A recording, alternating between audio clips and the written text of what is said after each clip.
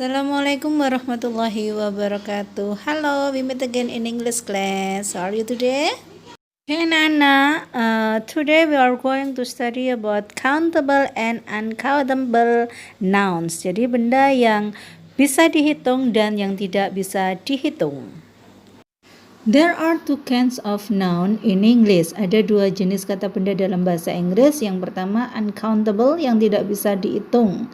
And then things you can count, sesuatu yang tidak bisa kamu hitung. For example, butter, meat, mentega, daging. And then some nouns can be countable or uncountable, but the meaning is different. Beberapa kata benda bisa dihitung atau tidak bisa dihitung, tetapi artinya berbeda. For example, sebagai contoh, coklat itu kadang bisa dihitung, tidak bisa dihitung, tapi artinya berbeda. Contoh lain, uncountable noun bisa dilihat. Di situ ada money, uang, honey, madu, milk, and gold, emas. Kenapa uang tidak bisa dihitung? Karena setiap satu lembar uang mempunyai arti yang berbeda, mempunyai nilai yang berbeda. Uncountable noun include yang tidak bisa dihitung, bisa juga termasuk foods, makanan, liquids, cairan, materials, others, abstract nouns, benda-benda yang tidak nampak. Itu juga termasuk ke dalam uncountable noun. Hair, rambut. Kenapa rambut tidak bisa dihitung? Satu genggam rambut jumlahnya tentu berbeda. Itulah kenapa rambut masuk ke dalam kategori yang tidak bisa dihitung juga.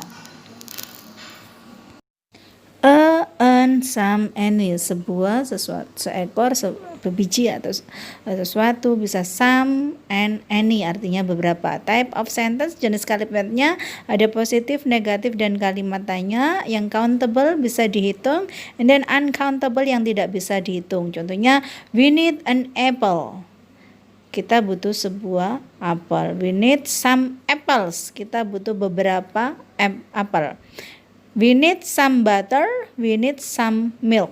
Kita butuh beberapa mentega, kita butuh beberapa susu. Itu contohnya. Dan kalimat negatif, we don't need, kita tidak butuh.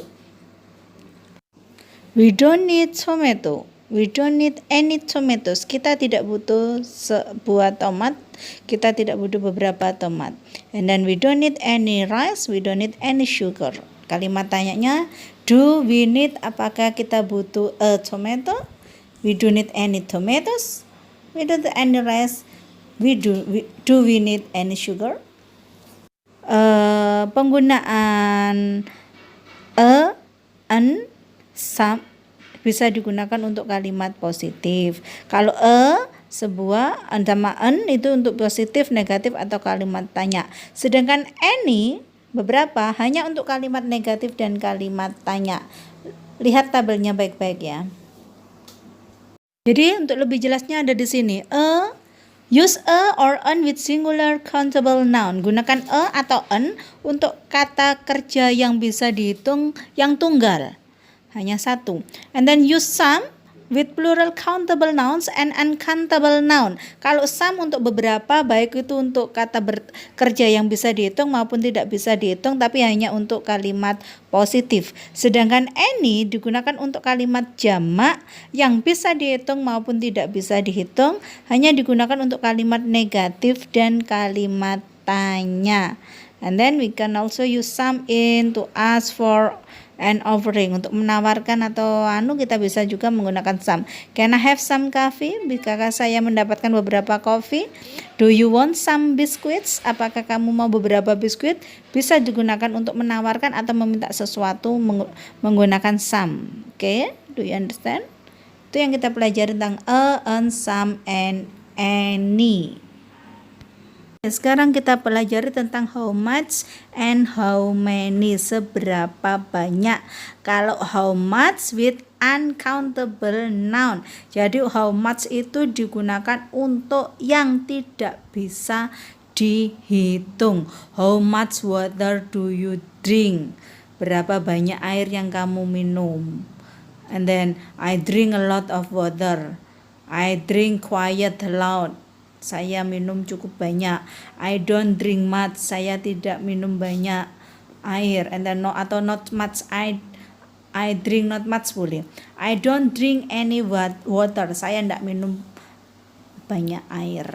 Itu yang bisa kita gunakan. Sekarang kita pelajari tentang how many, seberapa banyak. How many students do you have? Seberapa banyak siswa yang kamu punya?